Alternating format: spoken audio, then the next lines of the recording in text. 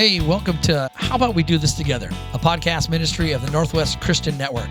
I'm Troy Dean, and my co-host is Matt Holmes, oftentimes Daniel Mallipudi, and with many other speakers. It's a podcast where we ask a question and answer it at the same time. How about we do this together? Welcome to an episode of How About We Do This Together. We're here at the Oregon Christian Convention, now newly named from this last year, the Northwest Christian Convention. Well done, bro. You got through all that without any hiccup. No, I know. Take a deep breath. That was awesome. And All right. you were technically accurate. Yeah. Yes. Well done. Well, and here's the deal. Like, there are so much changes going on that part of the reason why we're doing this here podcast is to talk about some of the changes. Yeah. This place has been here. This is actually the 169th. That number's mind-boggling to me. I can't How was imagine. it back then, bro? I wonder what the internet Wow, speed really? was. I am probably the oldest one around the table, aren't I? What did you say? So I wonder what your internet speed was back then. Yeah, exactly. About 2 horsepower. 2 horsepower. Too easy. That's too easy. Yeah. So this is a podcast, and this is one of the things we want to do to come out of the convention and to offer extended conversations about the topics, the ideas, the things that really kind of connect to church leadership. Reaching out in the name of Jesus to the world around us and taking this to that next level. So we hope that those of you who are listening really do give us feedback and connect, because this has to be a conversation, and hence the name of it. How about we do this together? Yeah. And we are fresh off of the first session of the 169th convention. It just wrapped up. People are still chatting in the main room on the other side of this wall. And we just want to have a conversation that follows on the great opening session that we just had that I was super excited and energized by. Yeah. My name is Matt Holmes. I am the senior minister at Turner Christian Church and one of the hosts of the podcast. And also in the room is... I'm Mike Miller. I am here as well. And I think, we're all sitting here. I think we're all sweating in strange places right now because it's hot. Yeah. But it's cooling down. Yeah. It's good. Mike, where are you at? I'm pastoring a church in Adair Village called Village Church.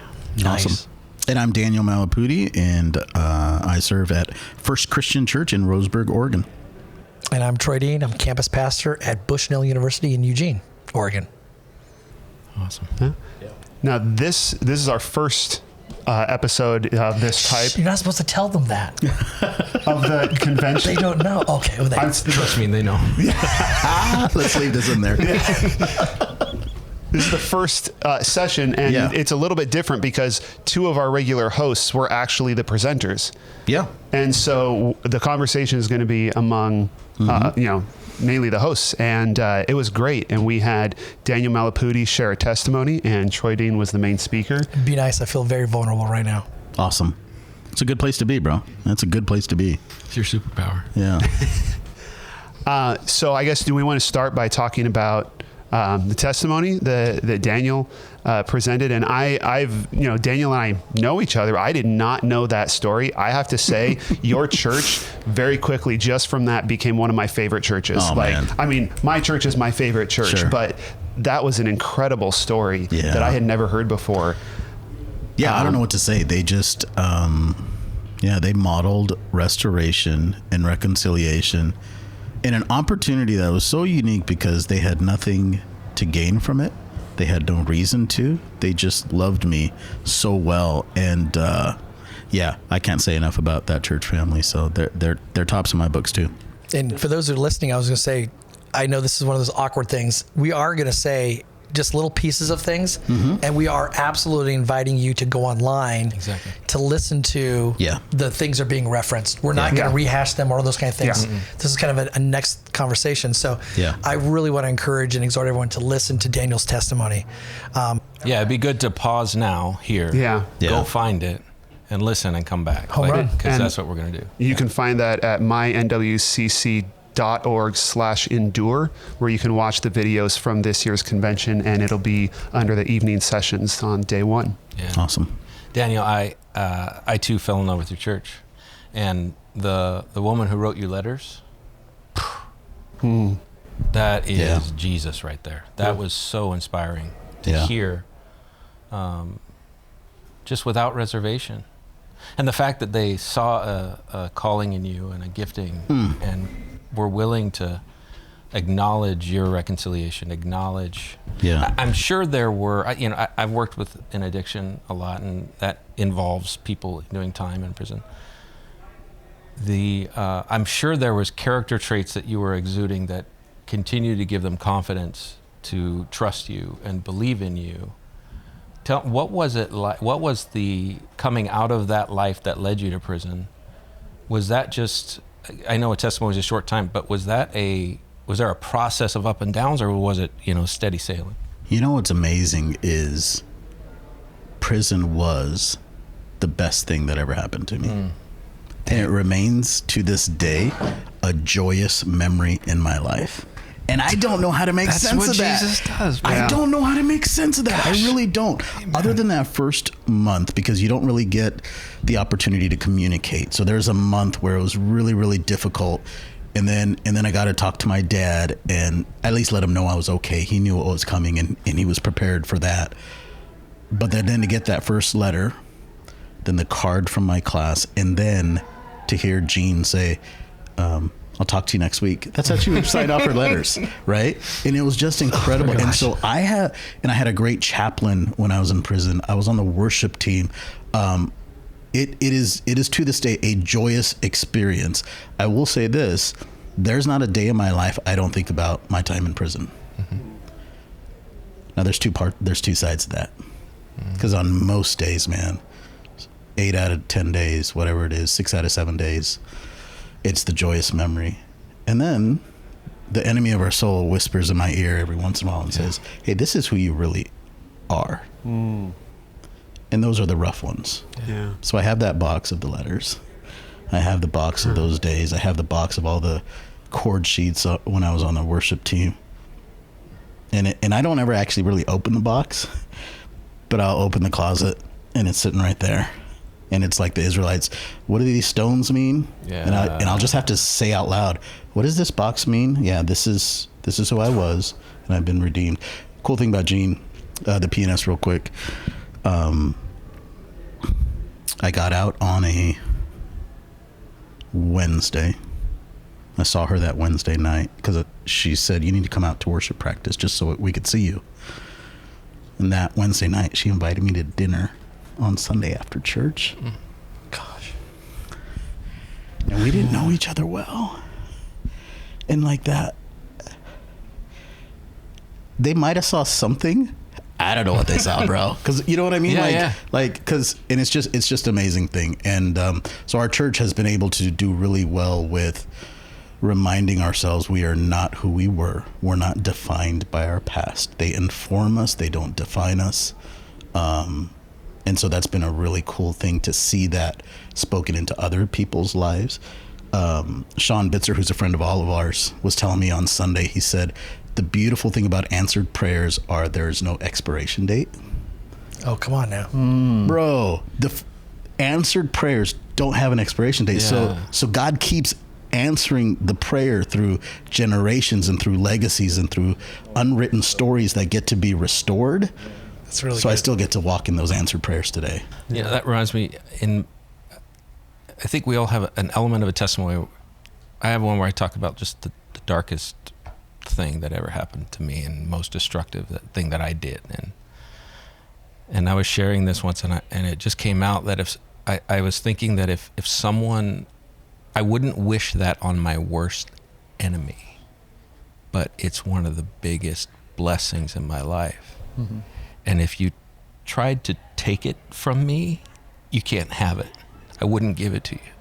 Mm-hmm. Like, that's the power of the redemption of Jesus. And to see that in your testimony, the fact that you had a dream, you were pretty positive you did the thing that you couldn't do, and your dream was destroyed, and your dream is restored by the thing you dream about being what God intends it to be. Like, do you see what I'm saying? That's such a beautiful arc of a story. Yeah, and that's a God story, man. That's just amazing to see that. I would say this too. The most often question I get afterwards, or not afterwards, but when people hear that story is, what would you do different, or can you go back to a point in my life? And I have lived long enough now, I'm 41 years old, to say, I have seen the goodness of God, and I wouldn't do anything different. I wouldn't take it back. I just wouldn't. Yeah. Because I have Libya in my life because of that. I have my church family because of that. I have the opportunities I have now because of God's restoration. So yeah, it's pretty awesome. Well, I mean, I just was thinking as I'm listening to this, and I'm thinking about just all the things we're talking about in this convention, which is it's the most difficult things, some of the most disruptive things that actually God uses to change us and lead us, right? And so I was just thinking, I'm like, I think it's like, I don't know how to describe it other than it's Jesus nonsense, right? Like it's nonsense, but it's Jesus's kind of nonsense that actually makes all the sense in the world, and you could not figure it out if it was not revealed and inspired by Christ and the Holy Spirit, right? And then like, how do you live? I live by Jesus nonsense. That's that wisdom and foolishness that Paul talks about. The wisdom of God is foolishness to us. Yeah. It is, because again, who decides as a church body or as a church pianist to consistently send letters to maybe a part of the church, but somewhat level of acquaintance, right? Yeah. But like you probably knew her better because of the letters than actually being in church in some level. Yeah. And then as you come out, like there's a bond and a depth to that it was friendship incredible. and camaraderie and fellowship. Her husband attended the church, and I didn't know who her husband was. That's the kind of acquaintance I was with her. Is she still around? Yeah. She is? Yeah. She's part of the church? She still plays the piano. Oh my gosh. One of the joys I had last week was sitting in my office. She made an appointment, which is always really scary for a pastor. Yeah. Like you have my cell phone. Just text me. Like you're following me on Facebook. Like, why do you need an appointment to talk to me, right? Someone told me that was we pastors get pastor PTSD when someone asks for a meeting. Yeah. Oh yeah. We Like, go, Can we talk? Pat, I need to have a conversation with you. Yeah. like, and it was on I think it was on a Connect card, and that's even worse. Like, like what are we doing, They right? went all formal on you. Yeah. So I called her and I said, I made we had an appointment, and she came in, and she just sat there for a while, and we just had small chat, and then I just paused, and she had to resign from the worship team because she's losing her sight. And I just held her hand, and we just cried for like 10 minutes, man, and like rejoiced over what God has done, and like I can't describe it. You know what really humbled and convicted me about that testimony is, as a pastor, you get caught up in all the things you need to do to bring people in and to keep them in the seats, and the way you need to preach, and the way you need to worship, and the way you need to do this, and the way you need to do that. And what connected you there was that you were remembered. Oh, come on now. Like you that's were good. remember, right? And I thought there were a couple of places where you were talking that it was just like pulled right out of Hebrews. Like in Hebrews, it says, continue to remember those in prison as if you were together with them in prison. And it's amazing how often I have forgotten about people. I have lost track of people because I'm focused on all the things that I'm told will put people in the seats and will keep them in the seats. Yeah. And in reality, the pianist at your church did more by remembering you than I will do by my best sermon or the best worship set we can put together. And that really convicts where I put my priorities as a pastor. You know, I think the idea of endurance is so interesting, because coming off of the 2 years, the 18 months that we have come off of, the disruption of the pandemic, a volatile election, racial injustice, just the conversations that we've had to have in 18 months. We're not going to run out of churches. We're going to run out of pastors. But there's something happening within the ranks of people losing their endurance. Maya Angelou said, people will not remember what you said, but they will always what you said to them, but they will always remember how you made them feel. And I think that's, I remember when Jay remembered my name, I felt something. And I got that. It just felt in it. And it's largely shaped how I pastor, for sure. Would you say one of your biggest fears when you were, say, going in was that you'd be forgotten? Yeah. And I had a moment where I thought I lost my church. And I remember talking to my pastor at the time, David, and I told him that was my biggest fear. and he wrote me, like he did well by that. But I had never seen that kind of friendship through a difficult time in all my adult life. I never had a friend do that for me through a difficult time. I had many friends lead me to a difficult time. I resemble that remark. But not many through a difficult time. Yeah. Mm-hmm. And so that was just completely foreign to me. And I was like, what do I do with this? This is new. And then I realized, well, this is actually the gospel. Like, this is how it's supposed to look. Yeah. And that makes me think of another aspect of endurance. So I went through a course on walking people through grief, and they talked about how we have depending on how close you are to a person, you will have a differing capacity to walk through grief with them.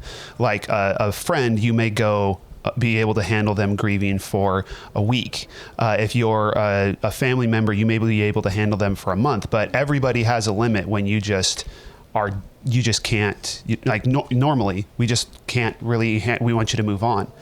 And as Christians, we're called to endure beyond that, right? Mm-hmm. And it doesn't just mean that we have to endure what God's doing to us, but if we're in it with other people, we're enduring what is happening to them beyond when I may want to check out.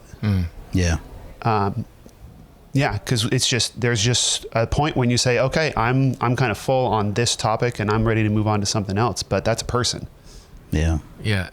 And the beauty, the only way to sustain it that long is just authentic love, right? And that's what it sounds like your pianist had for you, just has for you, just not authentic love. Yeah. And out of that came letter writing and believing in you, inviting you over for dinner. Yep. No agenda. No. Just the fact that there was love in her heart for you, and it came out. Mm-hmm. Well, it seems like to me like we have this addiction to fixing things, and once you remove that false expectation that I got to fix something, it's awkward, I got to get it not to be awkward. I'm sad, I got to not be sad. I like this, all these false expectations around fixing something. And instead we just are with each other. That's the only way that it works, right? I mean, at the end of the day, we all know that we can't fix people. Yeah. And yet we can sit in a room and come up with 19 different ways in which we can fix someone and realize at some point that we're no longer loving. Yeah. Right. I had a sermon series title that got scrapped that was kind of like that, but it just said, shut up and love people. But that was kind of the that main one didn't thing. make it? Yeah. So the creative team said, no, I don't Sounds know. like a pop song or something. Just shut up. That was called Just Shut Up and Love People. Yeah. Well, and again, but if you were to ask someone, what does love look like? They may not describe what Daniel just experienced. Right now, when we hear Daniel's story, we're like, oh my gosh, that's what love looks like. Yeah. And how am I being with people through their own trials, difficulties, challenges, pain, heartaches, or am I just trying to hurry them through it by giving some kind of answer, or again, not sustaining lament? We know this. The West is horrible at grief and lament. We just can't stand it. Like it's hurry up, stiff upper lip, soldier on. I mean, all the wrong ways in which we talk about making it through. But I think it's because we feel like we want to fix it and we know we can't. And so we're stuck, right? Yeah. And we try to have these formulas and systems and go to counseling, right? We have these fix it things. But the thing we have to realize is that we don't cure people. We don't heal people. We don't fix people. Jesus does that. Jesus is the cure giver. We are the caregiver. Our job is to do exactly what that woman did for you. She didn't figure out your legal problems. She didn't get you the help. She just loved you. Yeah. And the last thing that just struck me is if she can minister to you while you're in prison, that is the kind of ministry that can't be shut down by a pandemic. No. By anything that we, because so many of our tools, like all the fancy stuff that we wanted to do in our services that we think keep people in the church, got taken away from us. Yeah. We just have to hope that people are willing to sit on their couch and watch our YouTube video for however long it lasts, right? Right. But she could have done that exact same thing while you were in quarantine, right? Yeah. That love can't actually be stopped. There's a ministry of proximity that's being discarded, where And the pandemic has accelerated that, where we isolated ourselves rather than distanced ourselves. Oh, come on now. And there's a big difference I hear there, something right? in there. Yeah, there's a big difference of shutting off all communication, shutting off every bit of connection you have. And I would like to think that we're figuring out what that looks like now, but just the simple value of being with people now, and then figuring out what that looks like in a post-pandemic world of how do I minister with someone now? Yeah. Well, I mean, I had a visceral response. Every time I kept hearing, we need to socially distance, all this stuff, everything in me was like, no. Yes, okay, we need to physically distance from each other so that we don't spread something, get it. Can we please use the word physical distance? Because I will be physically distant from you for the sake of us taking care of each other. I refuse to be socially distance from you. Yeah. Because that's a different level of how we're together. Yeah. Like, we could still be together and be 6 feet away from each other, 6 feet away from each other, and mourn for each other, grieve for each other, laugh, tease each other. I do even a meal, in the safest way possible. But I refuse to be socially distanced from someone. Yeah. Even if I have to be physically distanced. So here's the thing, though. That takes work. That takes effort. That takes a little bit of brainstorming. Discomfort. Yeah. You have to move outside that comfortability there. Yeah. Hey, can I ask you a question before we leave your testimony? Sure. And I'd be happy never talking about the pandemic again. So Way to pivot, man. Way to pivot. This might not even work as a question. Yeah. But through that experience, was there a reaction from someone in the church that was kind of the opposite effect of the woman who wrote you letters, or someone who you had a hope of being? Yeah, I think you talked about tonight that Troy did about disruptions, and I was very, very aware that someone loving me out of prison wasn't a disruption. Asking me to serve as your pastor, that was a disruption. It was one thing for her to love me, right? But then to go, and we took a long time. It felt like a long time for me, but good 8 months of just the interview and the vetting process, because I was very aware that that was not going to be easy for that church to embrace. And so those were difficult days, not bad. They were just difficult. And so I every question, there's no question off limits. They got to pry as much as they wanted, the elders. And then, we did the thing where the church got to ask questions, and I pulled one of the gentlemen aside. I said, "Hey, I want you to ask the really hard question first. Can we do that first? Good. Do me that favor, and then that way we can talk about that first." And so that was, the reaction. I don't think there was a reaction of anyone that went opposite of how Gene loved me. And if there was, I was so overwhelmed by the other that I didn't see it. Yeah. Wow. It could have been there. Yeah. But yeah. The line that struck me, and I posted this on social media, when you said, "Bitterness will destroy endurance. Gratitude will fuel it." Yeah. So good. That struck me. Yeah. I was honored to share, man. Thanks for the opportunity. Hey, thanks for listening today. We genuinely thank you for your time. Just pray that you would actually find ways to collaborate with others for kingdom things. How about we do this together?